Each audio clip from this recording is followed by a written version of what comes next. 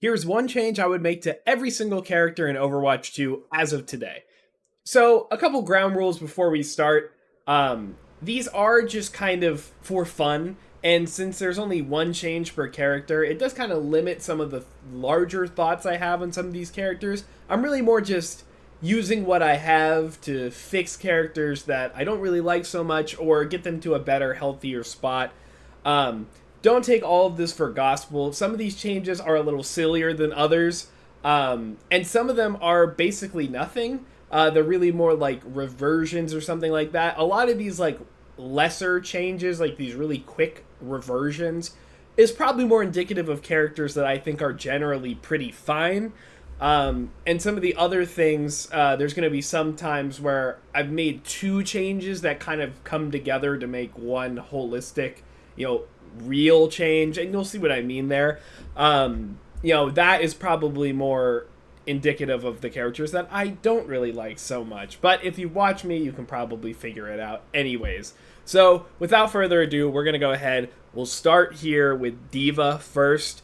D.Va, I think, is generally pretty fine, but one thing that has bugged me for a little bit now is that they nerfed her defense matrix range years ago at this point. I think even in Overwatch 1. And the visual indicator with like the depth perception of it feels like it's going much further than it actually does, so it feels like you're robbed a little bit of eating damage. Now, I don't want to increase it so much where it becomes a problem, but a very, very slight defense matrix increase I think would just make this character feel better. Again, I think D.Va's generally pretty good. She's one of those just like pretty good maps that she has, but she's not playable everywhere, and I don't think that's necessarily a bad thing. She's strong where she's strong, but not overbearing anywhere in particular. Pretty good. We'll go ahead. Next character here we've got is, if it's going to let me click him, Doomfist. Now, I love Doomfist. He's just really fun, but I do think some of his power is shifted in the wrong areas.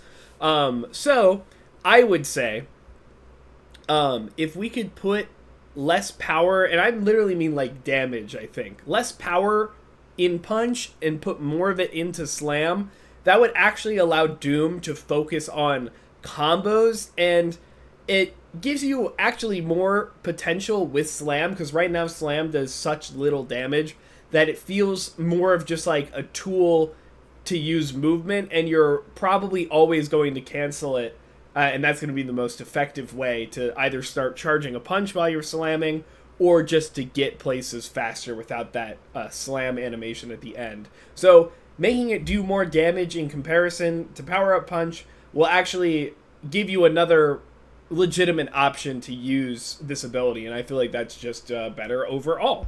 And then moving on, Junker Queen, again, one of my personal favorites in the whole game. I will say, it does feel a little bit BS that, you'll be on the far end of a rampage, and she'll just barely touch you, and you'll get antied, and then you're getting, the bleed damage and everything. I think that the heal block should only apply much closer to the center of the rampage. So she can get this big, like, self-sustain AoE, but the heal block is only going to apply to characters that she actually, like, super hits really well. So it's not going to necessarily hit everybody unless they are all somehow in that smaller range. Again, I'm kind of pulling at straws here, just trying to find something for Queen to give her a change, but I do think that the way that Queen's anti works is just a little frustrating. Okay, oh boy, next one. Next one is going to be Mauga. Now, we all have our opinions on Mauga, but just in general, I've talked about this before actually on my TikTok and shorts, but I think Mauga should have less baseline damage and then actually get a bonus headshot multiplier on targets that are on fire. And I don't just mean, increase his crit on fire targets. I mean, have his crit on the body or whatever when they're on fire, do a regular crit damage, and then while they're on fire and he's actually hitting a headshot, that should do more damage, I think. I feel like it's really boring for Mauga right now. Just sit there and hit the body and just kind of remove the skill aspect from, trying to get as much damage as possible. So I am definitely in the camp of wanting him to be a little more engaging when he plays. Also, this should bring his DPS lower overall and just hopefully give him some more skill. Now, I understand if you're shooting into an Ori, you're just always going to hit the head no matter what, but it should make him just much more engaging to play. There's plenty of other things I would change, but this is the one thing that I think if we have to be in a Mauga meta, we might as well have fun while we're in the Mauga meta, right? All right, Orisa. Now, again, another frustrating character. I don't think as frustrating as Mauga, but this is one of those combination changes. So I think that Ori should be able to be headshot and fortify, and it should also reset or overheat. And I'm going to throw another one in there real quick. Let's remove the fortify movement penalty. It just makes her feel really bad. I'd much rather not have a character's fun factor just be limited because of a balance change. I feel like there's other ways to work around that to balance characters. So basically, if Ori can be headshot and fortify, she's taking much more damage, still at a reduced rate. And then letting her reset her overheat actually allows her to use this more aggressively, and since she can take more damage while she's in Fortify, it is still riskier. I think Fortify should probably be reworked eventually, but I would definitely take this as a compromise for the moment. And we can keep how it only lasts like however long, like 3.5 seconds now, down from 4.5. I think that's totally fine to keep. But definitely just making Fortify more engaging for both parties, I think would just make Orisa more fun to fight as and fight against. Again, if we fall into an Ori meta, I'd rather we be having fun, at least, you know what I mean? Alright, Ramattra. This one is a little spicier, I think. I have two things here. I'm going to start with the more exciting one and end on the probably more realistic one. So, I think that the Ramattra grenade, the slow, is just a little, like, wet noodle kind of ability. It's really good, but it doesn't feel really good. It doesn't feel as impactful as it actually is. I would want just to bring him some more playmaking potential, give him a nice oomph to his kit. If you are airborne, so not jumping, you know how, like, basically, like, if you were not going to get hit by a Rhine Shatter, right? That height in the air. If you are that height, like, actually airborne, and you get hit by Ravenous Vortex, you should be pulled to the ground immediately and get stunned. Now, I know, that's a bit much, and I feel like his balance would have to, there's have to be a lot of changes around that, but it would just make Ravenous Vortex feel much more engaging to use, and perhaps we just reduce the slow a little bit on it.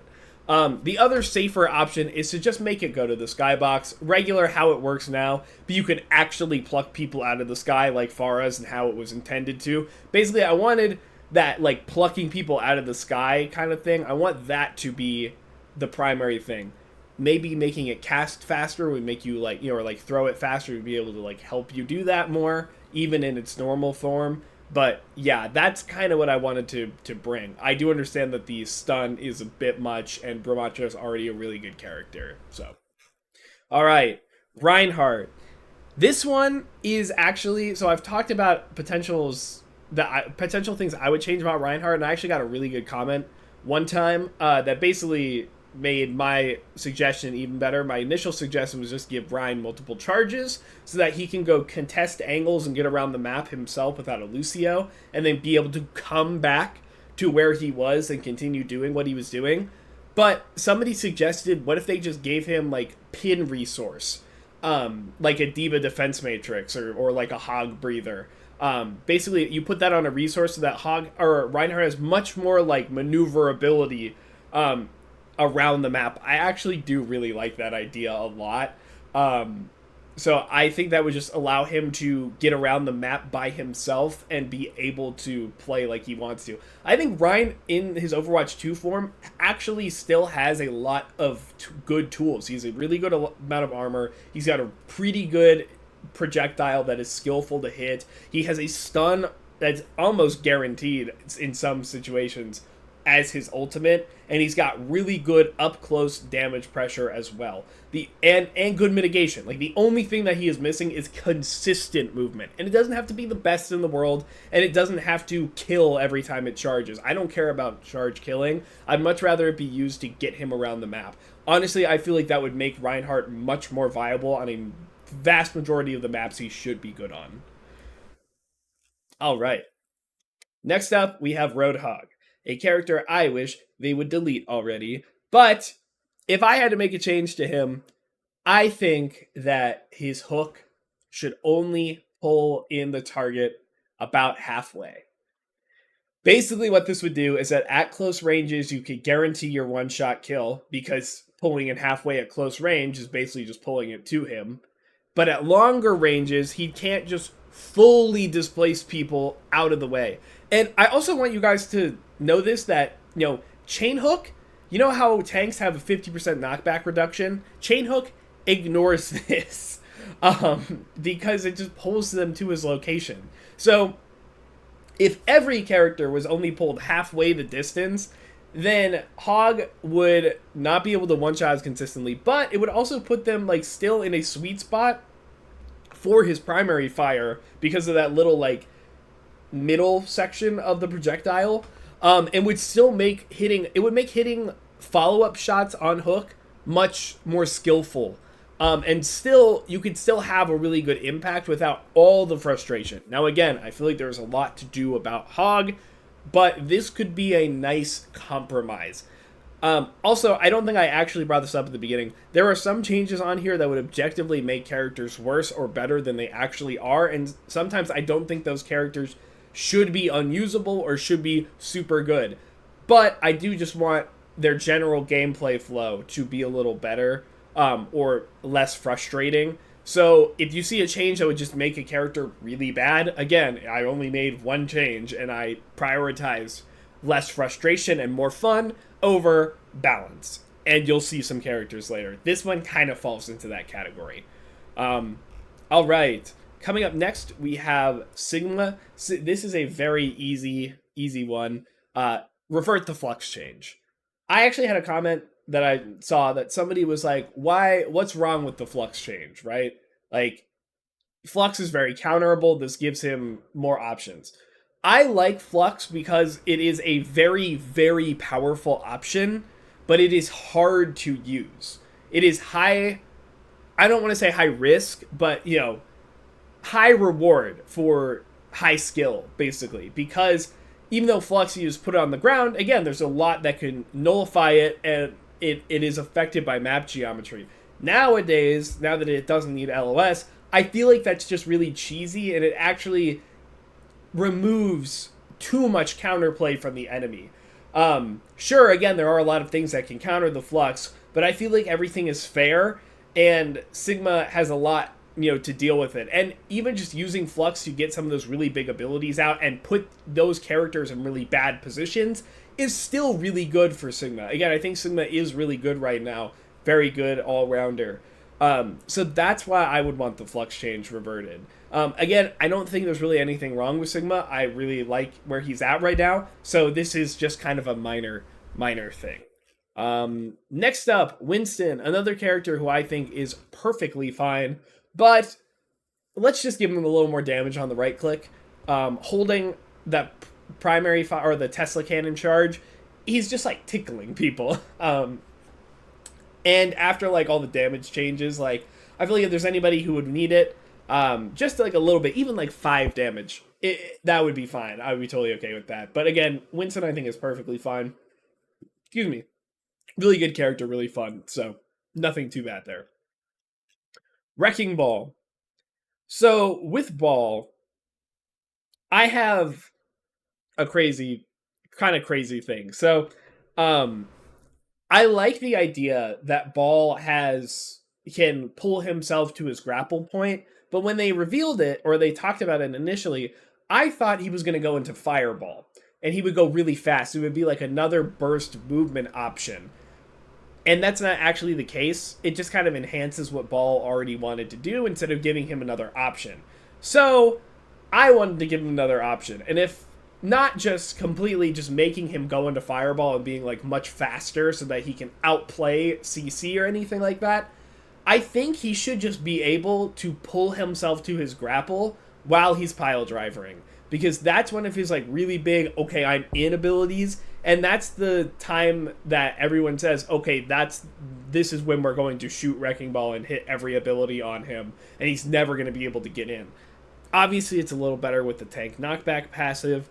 But I think giving him some way to outplay on the cooldown, let's be clear, outplay the CC, basically using Pile Driver and putting Grappling Claw on cooldown, putting both of his movement abilities on cooldown to avoid a CC ability or two, I think could go a long, long way. I'd like to hear what you guys think about this one, because I do think Ball needs some extra help that isn't just enhancing what he already does. I do think he needs some extra work to look into. Okay, Zarya. I think Zarya is pretty okay, but her main problem is that she lacks both range and mobility, and it's really hard to build up a charge on Zarya and be useful before the fight is even over, right? Or before, basically, like, Zarya has to use both bubbles just to get up to 80%. By the time she gets another bubble back, she's going to have decayed. So she effectively needs 3 bubbles to get all the way to max charge. And then Zarya can't go in without both of her bubbles, basically. If she does, it limits her effectiveness a lot. What I would do is just give her a very slight, only for Zarya, not for her team, very small speed boost on personal bubble. Basically, just lets her close gaps a little longer. If you break the bubble instantly, she doesn't get the speed, right? So this is used much more thoughtfully, and there's potentials where she can give up charge, just like nobody's really looking at her, to give up charge just to close the distance. So it gives bubble another use and gives it some more levels to it, some more depth. I think that's a good way to supplement some of her weaknesses. I think characters should have weaknesses, and Zarya definitely will if this were still the case. But I feel like she plays much too linearly for Overwatch 2 right now, and I feel like this would help alleviate that a little bit. Alright, so that's going to be all the tank heroes. Let's go ahead, start off with the damage. I'm going to save Venture for where they're actually supposed to be in the alphabetical roster. Let's start with Ashe. So, this is a little more, like, it's not a specific change, but I think Ashe overall is fine. If you see my Ashe video, I had a lot to say, but overall, like, she's fine. It's okay. Her kit is fine. However, I do not like Bob as a place and forget ultimate. I really don't like that place and forget kind of gameplay. So, I think Bob should have an ability that Ashe can use by looking at him and hitting the button. So, I've had this idea, like, of concept of, like, the deployables having abilities that the builders, like, actually like interact with during the match. So it's not just place and forget. You have to think about like where they are and when you're going to use an ability, and if you place them too earlier in a bad spot, then you're going to be down an ability. So timing is everything. So I think Bob is one of those ults that people just kind of like throw on card, or you're supposed to just throw it on an off angle, kind of mid fight, create some chaos. But a lot of people just kind of throw it out and he gets shredded. Well, giving him an ability and putting more power into Bob will then, hopefully make people not just throw him as like, I'm going to save the cart. Like, Bob is much more valuable than just throw him and just let him be, or let the enemy shred him for a couple seconds. So I don't have anything specific in mind. So if you have an idea about what he could have, please let me know. I'd love to hear it. All right. Bastion, the bastard child, Bastion. I think his nade for both himself and his enemies should just knock back a little further. I think one of the most fun part about Bastion has been this grenade. One, for self-mobility, which it feels like it's not really worth it anymore because of its damage, and if you gave it more knockback on himself, he could actually like rocket jump with it maybe more effectively. Or, I feel like they've been putting a lot of damage into the grenade, but I think that they should focus more on the knockback and disruption, because that's the thing that synergizes with Bastion's kit a lot. Because Bastion holds angles really hard, and grenade potentially disrupts people from just waiting out his pressure. So he basically has a way to force people back into his pressure, and it's really hard, and you can definitely get away from it. Even though it does bounce, I feel like it is still easy to get away from, but it limits some of the options to get away from Bastion's pressure. There's plenty of other problems with Bastion, but I feel like this would just make him more fun overall and put the power into the most engaging part of his kit. All right, Cassidy. This one is weird. I would love to change Magnetic Grenade, but I don't have any good real ideas at the moment. So what I have now is to give Cassidy some more moment-to-moment decision-making and make combat role a little interesting. And this is actually going to be a passive that basically means, and I would bring his overall damage probably down because of this, just FYI balance-wise, but I would want the first bullet in every clip to do more damage, right? So basically this means that Cass has to now make decisions about when he uses combat roll, because it's not just going to be just give me a reload or give me, damage reduction, right? Now it's going to factor into the DPS that he can do, because if he fires a bullet and then rolls and then fires another bullet, he gets 2 of his charged bullets, and then he potentially can do more damage. But now his DPS is going down overall because he's going to have to wait, or he's going to only be able to fire 7 bullets before reloading instead of firing a whole 12 before reloading. There's a lot, this could definitely, that's why I turned the damage down, because it's definitely opened up some problems with this kit, but I feel like it brings more synergy back with roll, and it gives you another decision to make on this character. Because he is, he's old reliable, and I feel like that's still, this still keeps him as pretty reliable and simple, and, he still is Cassidy at the end of the day. Just gives him another flair to his regular shooting. But yeah, I would definitely want to find something for Magnetic Grenade, but there's not much I can think of right now. Okay, Echo. I feel like Echo has... They don't really know what they want to do with copy recently. It feels like sometimes they want her to be like, when you copy somebody, you focus on ults, and then they'll bring the old generation down, and be like, okay, well, now when you copy, it's going to focus on characters' abilities, right? And then they'll bring the old generation up. What I would do is just like, I feel like building the ult, that is the fun thing to work towards during copy.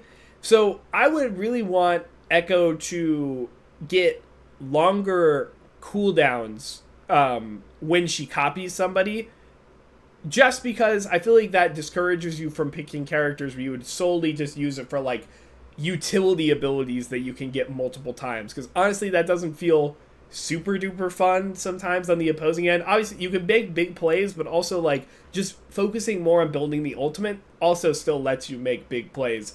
And it's much riskier because you have to take the time to build the ultimate, so you're not necessarily getting value immediately, which, you still can get the value because you'll get that, ability. You just won't be able to use them multiple times. You have to be a little more cautious with it.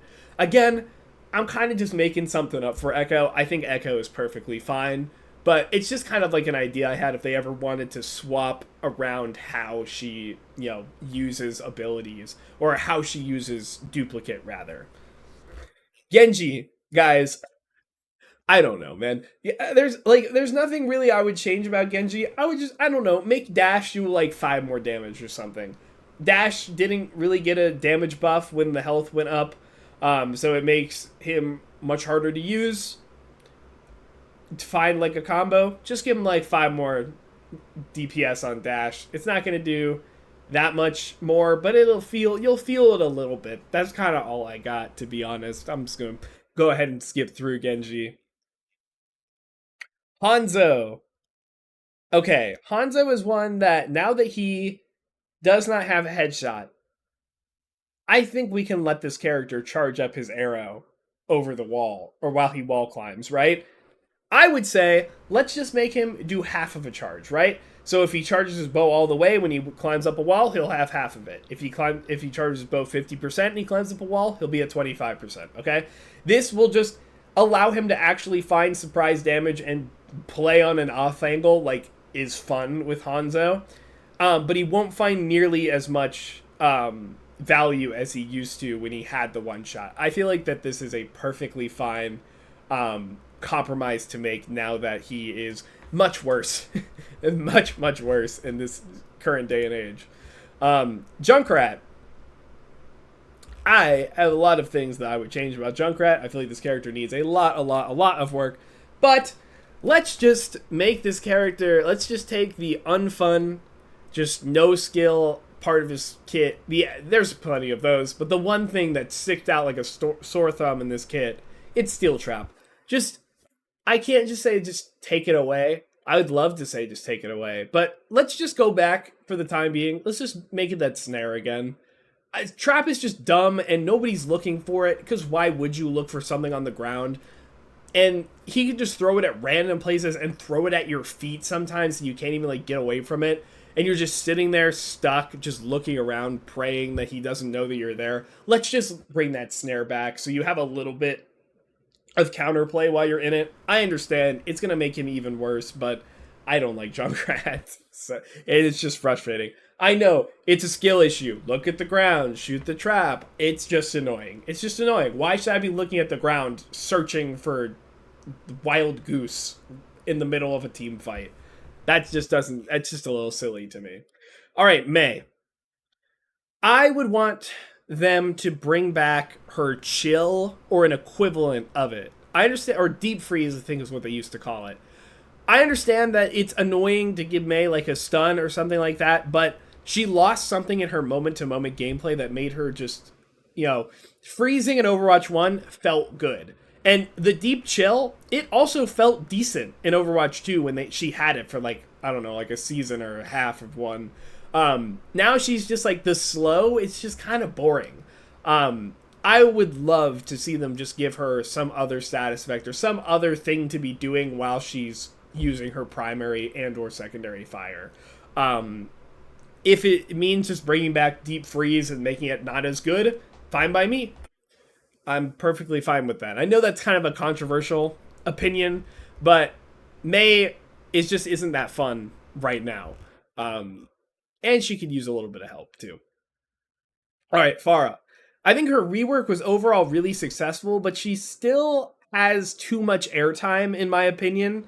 What I would do is just make her fly faster, but just give her less fuel. So she can't fly up very high, but she can like hover around on the same level pretty decently. I feel like that's a good compromise. And if she jump jets and wants to stay in the air, she's not gonna be able to do it as much.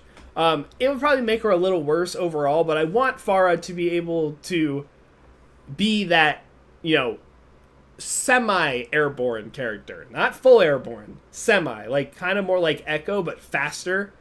Fast, like, more in and out than Echo. She has to commit a little harder. That's what I would want. Just anything that keeps her out of the air as long as possible is okay with me. All right, Reaper. I talked about this in my Reaper rework video, and I feel like that video went down pretty well, so I'm just going to go ahead and put part of that into his actual kit. Let's just make lifesteal scale with the health of the enemy, not just raw damage he does, right? So I'll explain it again one more time. When Reaper does, 200 damage to a Soldier 76, he gets however much health back. And if he does 200 damage to a tank, he gets however much health back. The difference is when he does that to a Soldier 76, it's probably going to take him a couple shots and it's going to be really hard. He's going to take more damage overall. When he does that to a tank, he does it in one shot. And maybe even more. It's just really weirdly proportional that, like, Reaper is, like, super good against tanks because he cannot die against them, basically. What I would do is just make his life steals scale with the percentage of health done rather than the actual damage done. So if he gets Soldier, a 250 HP character, to 50 health, he does 200 damage to Soldier, he'll heal a certain amount. But on a 500 HP character, he would have to get them to 100 health to heal the same amount that he did with Soldier. So it makes him more effective in duels, because I feel like he loses duels against DPS all the time, whilst making him less effective against tanks. And it's less, there's less incentive to just sit there and shoot tanks. It should help open up Reaper's options a little bit. He has other problems, of course, but I feel like this might help as like a nice band-aid solution. Sojourn. Sojourn is a character that I don't have that much of a problem with, but she is very, very powerful. What I would do is just, I think it's much too easy to farm tanks to get railgun shot. Just make her rail charge be 1 against tanks instead of 5. If she's going to pound into a tank, which is the easy way to get rail charge, let's just make it less against tanks. She gets like 1 charge per shot or 2 charge per shot instead of 5. I feel like that's really nice. Like, that should just make tanks' lives a little easier. And also incentivize Sojourn more to try and hit the characters that she would actually be killing. So that's what I would do, at least. And maybe like it's like, oh, maybe it's better to get the tank here and just burst them down. Like, if the tank is like feeding or like going through really hard, you can still pressure them with all the damage that you'd have, but you're not going to have as big of a rail shot by the time that they make it, right?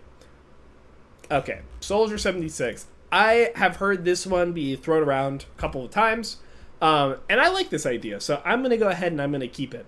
Or not keep it, but I'm going to go ahead and I'm going to say I want this. He should have like a stim pack. Instead of Biotic Field, he should have like a stim pack that he injects into himself that heals him instantly, and I think should give him like a little speed boost. It'll give him some burst mobility, and also the self-heal better complements his like hyper mobile, I don't want to stay in one place type of play style. I feel like Soldier just, that could just like, that could help Soldier. He's already like decent most of the time, but that would help him like be much more consistent, I think, and make his kit synergize better. All right. Perma stealth should not exist in this video game. She should only be able to be in stealth for a couple seconds at a time, I think. Basically, that just prevents her from being a backline assassin because it's much easier to find her and kill her. I think Sombra should just be more of a nuisance type character rather than an assassin. A nuisance, and then like still like Hack is a big playmaking potential. Virus is still potentially a big playmaker. All of that. I just think that perma stealth enables a playstyle that probably should not exist in Overwatch, like in this form. So that's like the simple thing I would do. How they implement it, I feel like that's kind of hard, just as how it works. Like stealth is a passive now. God, she has a lot of abilities, doesn't she? But yeah. All right, Symmetra. I find sim turds to be annoying, and just like walking in and just getting car washed is no fun. Even like when before the fight is started or anything like that. I feel like sim turrets should just only apply when she's firing. I feel like that would just make it like much more like interactive with turret, and it's like, again, less place and forget. She has to like kind of think about where and when her sentries are up, and then it can reward her more for fire, like, having a good placement and timing and aim and all of that.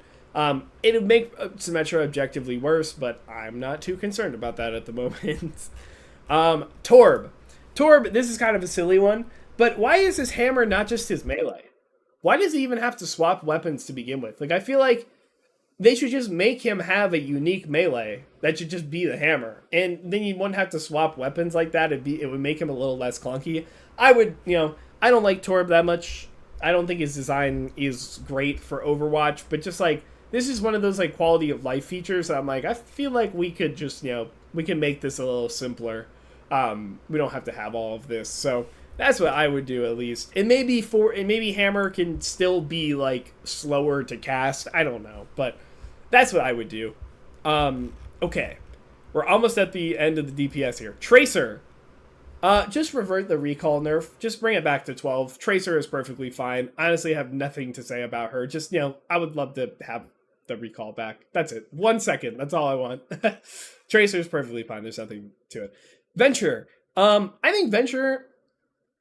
One, I don't understand why they nerfed this character for real. I mean, this character sucks right now. But if... Just a nice quality of life thing. So when you drill dash while you're burrowed, it takes half the cooldown off. But if you drill dash and then burrow, you still have the full cooldown to go through. I feel like once you're in burrow, your drill dash cooldown should just come back twice as fast, like Doom abilities do in his ult.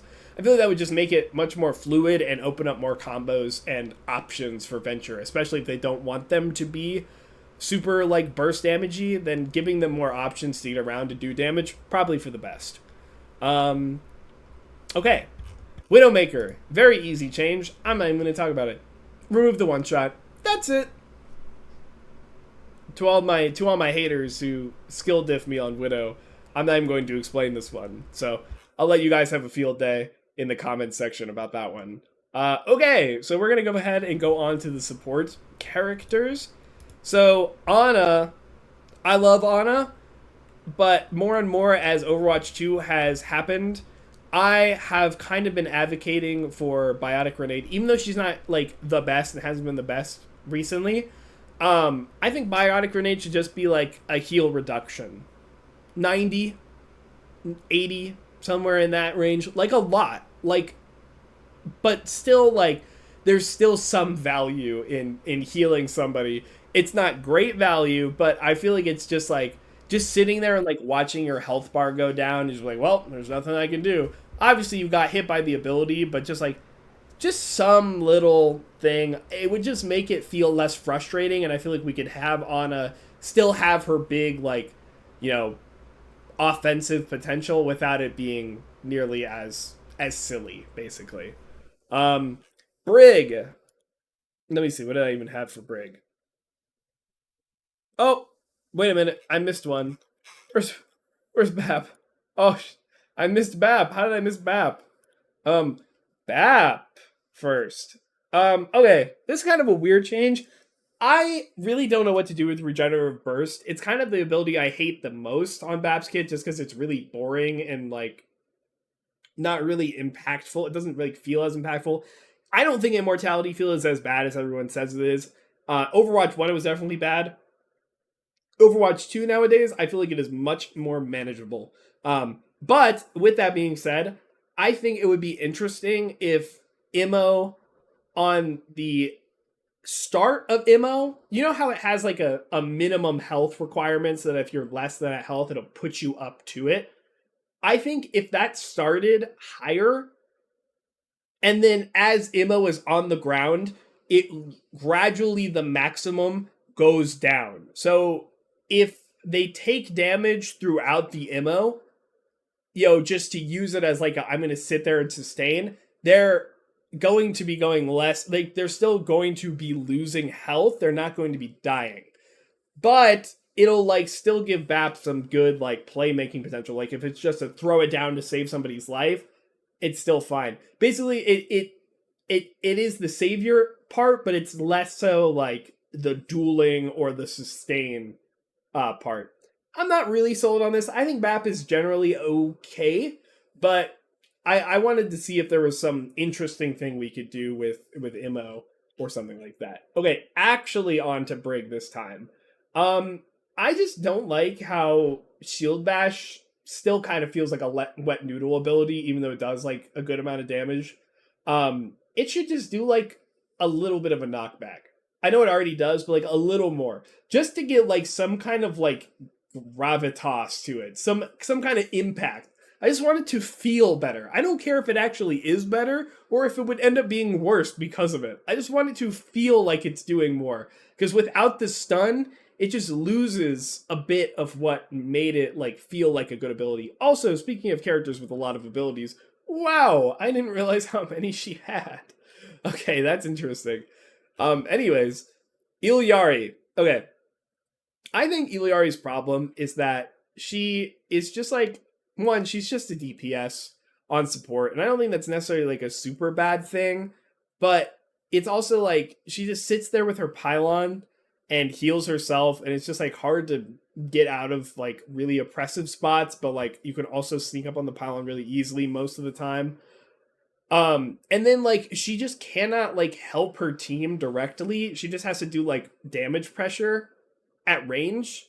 So what I would do is like I think that her beam should be much longer and it should scale up with the range. So it does more healing at range and less healing up close. So if you're with a DPS, they have to use your pylon healing and you can't really just sustain them super far.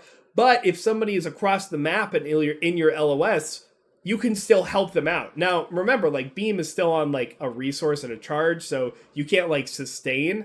But, like, you can at least be on an angle, like, on a flank, and still feel like you're providing something for your team. This is just kind of, like, a selfish, change. I say selfish, it's more of, like, this is the change that your teammates want. They're like, oh, dude, we have an Illari again. She's not going to heal us at all. Oh, my God. Which is kind of true. But it helps it lets her have her damage and be on her angle while still being able to provide something to other people on her team. I feel like that's going to make her much healthier and not as frustrating to play with. Balance-wise, we can talk later, but that's kind of my idea. All right, Kiriko, I have talked about this change for a while now, and I think it's just an interesting thought to bring up, but this is going to technically end up kind of being, it's a nerf to Suzu and a big change to Swift Step, and I don't want to call it a nerf, but basically what this does, what I have is that Kiriko Cleanse and Invuln should only apply on Suzu direct hit. What this does is this means two things. Only one, it's three things actually. It's a skill shot, so it's even harder to play this character. Maybe a little too much, but it means that only one person can be invulned and cleansed. And I'm willing to talk about like maybe one thing invulns, or maybe like direct hit does both, but like the splash does one of them. I don't know. But only one person gets invulned and cleansed. And crucially, Kiriko is not one of those characters. So if she wants the cleanse, she has to Swift Step, right? So this means that you can much more reliably force multiple cooldowns on Kiriko, and her dueling potential of just hard flanking, getting out for free, and getting somebody is drastically brought in because she cannot sustain, or she cannot draw out the fight with Suzu at all. Because she's not going to get invulned or cleansed. So she has to TP out. So she can probably like go in really quick and get like 2 kunai out, and the second somebody looks at her like a tracer, she has to leave. She can't just sit there. She cannot duel. At least in theory. That's what I have. I know that this is going to make that character much harder to play, and I feel like it's not going to be received well if this were ever implemented, but you could always change other things about the character. This is my one kind of like, I'm going to die on this hill because I think this would make this character instantly much healthier for the game, just making that change. And people will no longer complain about Kiriko like they do now, at least. Lifeweaver, what not to change about this one. I've already talked about how I would like, it just feels like pull should cleanse people, so I'm not going to say that in this one. What I've got here is that I think Lifeweaver, when he pulls an ally, he should be able to place them somewhere else on the map. Now, I know this obviously could come with more trolling, but if you, like, you know how you place a Maywall on the ground? Same thing. You'll put, like, it'll show, like, where you can place people, and then he can basically pull somebody, save their life, and go put them on a better angle, and make them, keep them aggressive, right? Instead of having to pull people out of the space that they've created, he's actively enabling people. So, I don't know. As I think that this is a good idea for Lifeweaver, at least to give him some very easy, immediate, aggressive value. This character's got a lot going on that needs to change, and Life Grip is probably one of those things, but that's kind of the best I've got for right now. For one change. Lucio, a very easy story here. Just give him his damage back. I'm okay if you just give him half of what he lost. Just give him a little bit of his damage back. That's all. This character's great. He's really fun. Taking his damage away gives him less opportunity to actually play a much more fun playstyle. So just give him back a little bit of it. I would love that. Otherwise, we love Lucio. There's nothing wrong with Lucio. Mercy, having to pick just one, kind of sucks. I hate Res, and I think Res is really dumb, and having to just sit there and wait for 10 seconds to try and stop a Res is not fun to me. So I would half the amount of time that somebody is resable. Now, I know this would make her really bad, like even worse than she actually is, but I think that Res is just an unfun ability to play against and also play with. I don't think Res is a fun ability for anybody involved. So just making Res less useful and putting maybe more things into the rest of her kit, which is already a problem because the rest of her kit is also problematic. It would just make fighting against Mercy, like, it would be harder to get value from kills, you know, or like it'd be harder to deny value of kills from the other team and all of that, and it'd be harder to get reses off and everything. I know, again, and make her bad, but I just want to see Mercy gutted. I don't care. I said it with my chest. Anyways, Moira. Just increase the fade cooldown. There's a lot wrong with this character, but just the fact that her survivability is so insane, just increase it by a second or two. She can fade on insane amounts of times in the middle of a fight because she is just so survivable, and that's like part of the deal. But I feel like her survivability should be more in her moment-to-moment gameplay. But then again, her moment-to-moment gameplay doesn't reward as much skill as it should. So, again, a lot going on with Moira. I just released last week a Moira rework video. So, if that interests you, go nuts. I feel like you should check it out. And then, of course, the last guy on the list, Zenyatta. Plenty you can do. Honestly, I was struggling to really think of something. I don't really like Snap Kick, but if they really want to have Snap Kick, just put it on a cooldown. It's just really annoying. It's just an annoying ability. He should at least like think about when he's using the kick rather than just kick. That's the kind of power that just needs to be not up all the time. So I would just put that on a cooldown. Pretty simple, simple change there. But that's it. That is it. That is all of the heroes in Overwatch. One change I would give to them. I'd love to hear back from you guys. If you like my changes, if you don't like my changes, what are some of your changes you would give to characters? Are there any characters on here that you wouldn't change at all? Anything, please. I'd love to hear it. I love hearing from you guys. But that is going to be it for me. If you guys wouldn't mind doing that good YouTube stuff, if you like this video, like, comment, subscribe, any of that, it really does help me out. I've really appreciated the feedback and the support for this channel. If you want to get in on these discussions live, I do a discussion every time I go live, twitch.tv/LaneHemingway. I'd love to see you there.